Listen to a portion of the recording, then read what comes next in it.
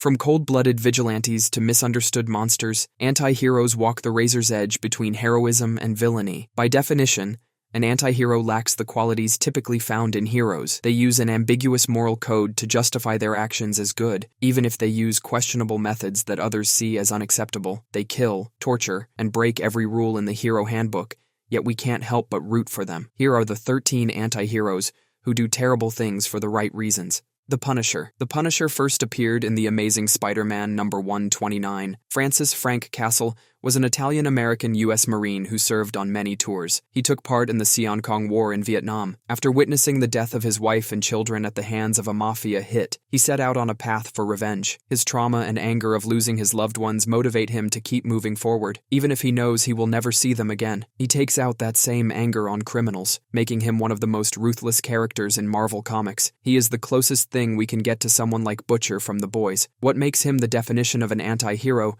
is his use of firearms, violence, and his willingness to kill, all in the name of what he views as justice. He sees the judicial system as flawed. That's why he prefers his direct approach to punishing the wicked himself. Frank has no boundaries when it comes to choosing which sort of criminal he has to kill. He will target politicians, gang leaders, or even sex offenders. He is often ridiculed by his fellow peers like Captain America and Spider-Man for his methods. The Punisher continues to do what he does because he is unafraid to get his hands dirty. Deadpool. Deadpool, or Wade Wilson, first appeared in New Mutants number 98. At a very young age, Wade already had a troubled past.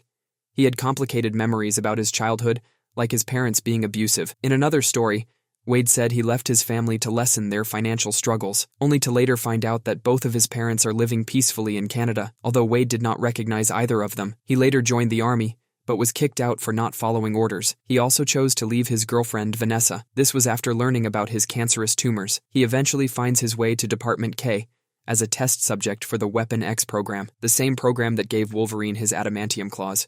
Despite having a healing factor, his cancer manifested as deformities on his skin. This landed him as another test subject under a man named Dr. Kilbrew, a place called the hospice where other failed patients were sent to. It was here that Wade donned the title of the game created by his fellow patients, a game where they bet on each other's survival.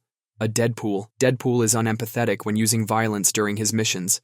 As a jokester, he made light of situations even with scenes filled with bloodshed and death. He can be seen hacking and slashing away at his enemies, all to reach his one goal of every contract, the target. Although a mercenary, he has shown heroic tendencies. He has worked alongside heroes like the Avengers and the X-Men, but he mostly downplays his sense of heroism and does not see himself as one of them. Ghost Rider. This version of Ghost Rider first debuted in Marvel Spotlight number 5, 1972. Jonathan "Johnny" Blaze was an American motorcycle stunt performer. Working alongside him was his father, Barton Blaze. Later on, Johnny learned that his surrogate father, Crash Simpson, had cancer. Not wanting him to die, he made a deal with the devil Mephisto, a deal he regretted doing for the rest of his life. This eventually led him to become the Spirit of Vengeance, the Ghost Rider. When possessed, he transforms into a demonic appearance. On his head, a flaming skull, dressed in an all-leather attire, riding on a motorcycle with wheels burning with hellfire. As an emissary of the devil, his job is to punish those who have sinned and bring the damned back to hell. Like with other characters on this list, he has no problem with killing those he thinks deserve it. One of his signature abilities is the penance stare. This allows him to inflict pain on individuals by forcing them to relive their past sins by looking at them. Sometimes, other heroes would avoid the rider because of his menacing presence. Despite his hellish appearance, he continues to defy Mephisto and uses his power to do good for as long as he can.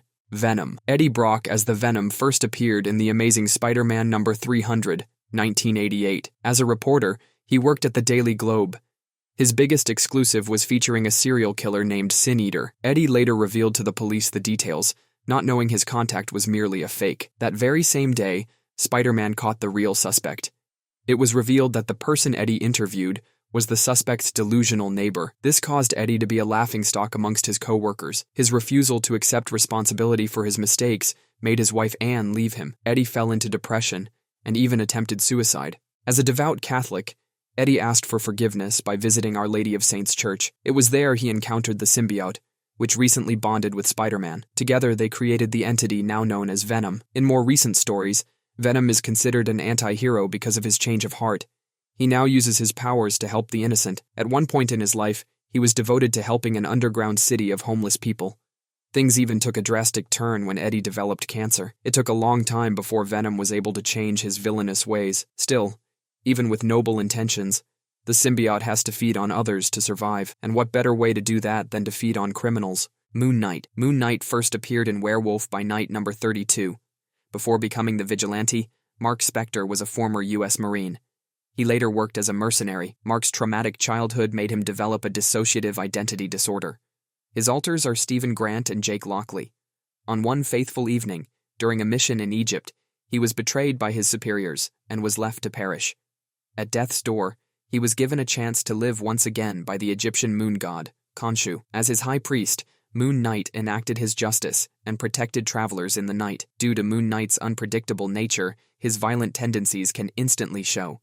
Even more so when the situation calls for it. What do you expect of a man with two other personalities and a god who whispers in his head constantly? The worst part is that other heroes don't seem to believe his situation and assume that he is just plain crazy. Every day he believes that he is doing well by following Khonshu's orders and by any means necessary, even if that means going against heroes like the Avengers at one point. Magneto. Debuting in X-Men number 1, Magneto's real name is Max Eisenhardt, but if you are familiar with the Fox X-Men movies, you may know him as Eric Magnus Lensher, another alias of his. Magneto is an Omega-level mutant. He has the power of magnetism and manipulation of metal. He is also of Jewish descent, and was a first-hand witness to the horrors of the Second World War. It was also around this time that he first discovered his powers. As a Holocaust survivor, Max developed a cold perspective towards the world. This hate worsened over time when mutants were treated the same way his people had been treated in the past. Magneto created the Brotherhood of Evil Mutants, where he was joined by like-minded individuals against humanity. Magneto is one of the more dangerous anti-heroes on this list. Aside from his godlike powers, he has the mind of a very vengeful person. Even when he tries to make peace with the world, all he sees is evil. He has experienced how hateful humans treat another race for being different. He has no problem wiping out an entire city full of people if it means saving his species. To Magneto, humans are a disease in this world, and what he does is only for the good of mutant kind. Wolverine. Another mutant on this list is our favorite lethal killer, Wolverine. First appearing in the pages of The Incredible Hulk, number 180, James Howlett was born in the 19th century.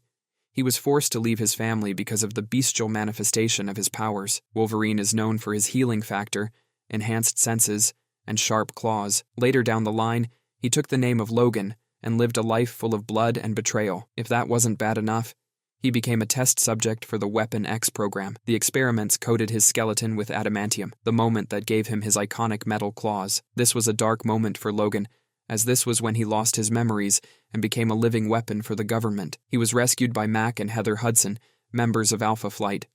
Logan then became an operative of Department K. It was there he adopted the code name Wolverine. Later in life, he met Charles Xavier, who recruited Logan to become part of the X-Men, and ever since, he has fought alongside Charles's mutants towards a better future. His classification as an anti-hero comes from his willingness to kill others, even though he is working with other heroes. Even outside hero duty, Logan has ties to different criminal organizations, some of which have played a part in shaping his life. As someone who has lived a long time, he is also used to losing people. That makes Logan capable of making the hard decision, especially when it involves sacrifice. Red Hood. Red Hood, or Jason Todd, is a member of the Bat family and the Outlaws. While his first appearance was in Batman number 357, it wasn't until Batman number 635 that we got to see him as the masked vigilante. He started as being the second person to use the title of Robin next to Dick Grayson. In his early crime-fighting years, he already displayed violent habits that Batman noticed. Jason, at times,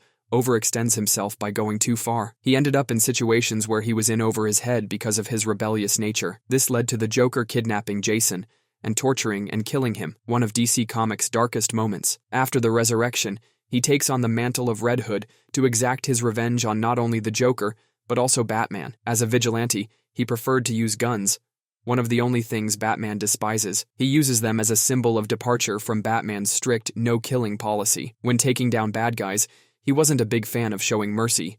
He would rather give the treatment criminals deserve: death. After some time, he once again joined Batman's ranks by accepting Batman's terms to stop killing. Even as a changed man, this did not prevent him from using his arsenal of firearms. Black Adam. Black Adam's first appearance was in 1945's The Marvel Family #1. Teth Adam of Kahndaq was a high priest to the pharaoh Ramses II. The wizard Shazam was looking for a potential inheritor of his powers.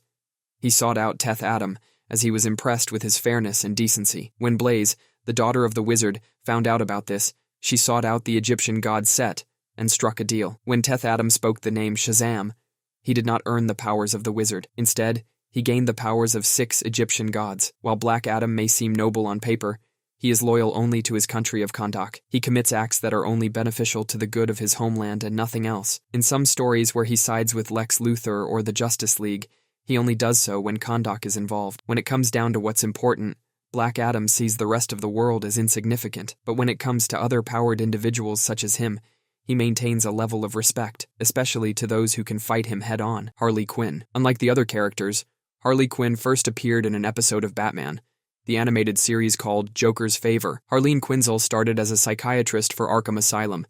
She worked directly with a patient who forever changed her life, the Joker. Even at an early age, she showed interest in criminal psychology. She also excelled academically and turned out to be a great gymnast. Despite being proficient in veterinary and biological science, she instead pursued psychiatry. It was here that she met the Joker and fell in love with him as well. As his new partner in crime, she took on the persona Harley Quinn, and together they caused mayhem in Gotham City. After years of suffering abuse and neglect from the Joker, Harley left him to find a path of her own. It was here that she grew close and fell in love with Poison Ivy.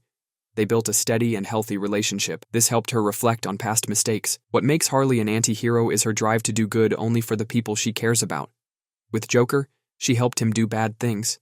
With Ivy, she strived to become a better person. At this point in her life, Harley saw the joy of doing good, but only if it aligned with her interests.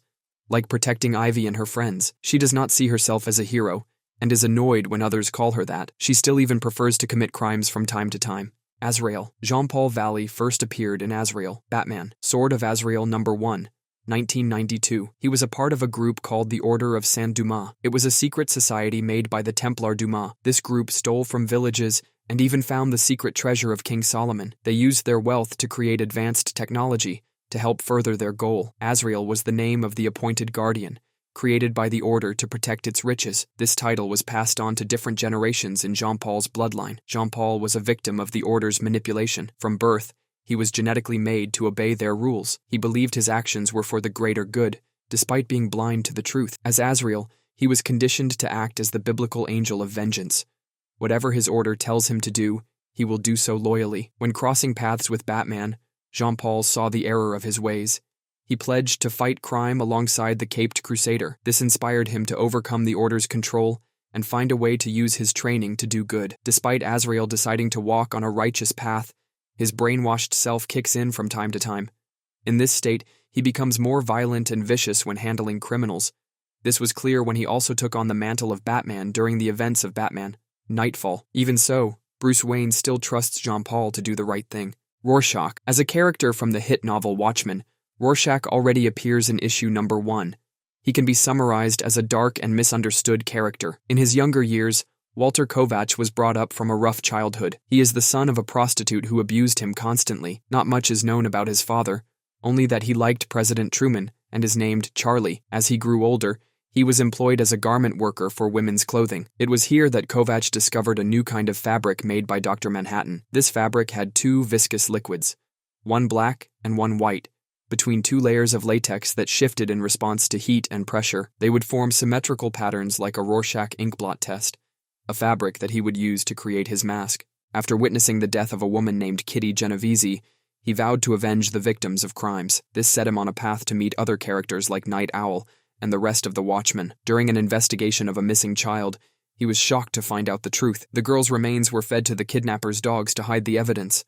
This led him to snap, which made him separate his identity as Rorschach as another entity in his mind. Now only acting as Rorschach, he found it easier to punish the kidnapper. He cuffed him to a pipe and set the house on fire. Since then, Rorschach has never been the same. Rorschach is the prime example of an anti-hero because of his one-sided belief. He thinks that all things are only either good or bad, no in-between. When Rorschach is faced with a person who he idolizes like the comedian, he fails to see their mistakes. This is how he also thinks of himself despite committing acts of violence and murder.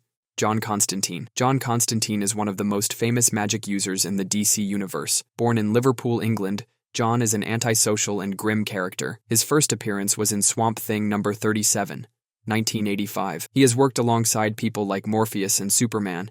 He is also a founding member of Justice League Dark. His origin is filled with accidental sacrifices of other people, most of which were due to his selfish and arrogant mistakes, like the time his parents perished because of a ritual that granted him his powers, or the time when he loses to save a child from a demon's grasp.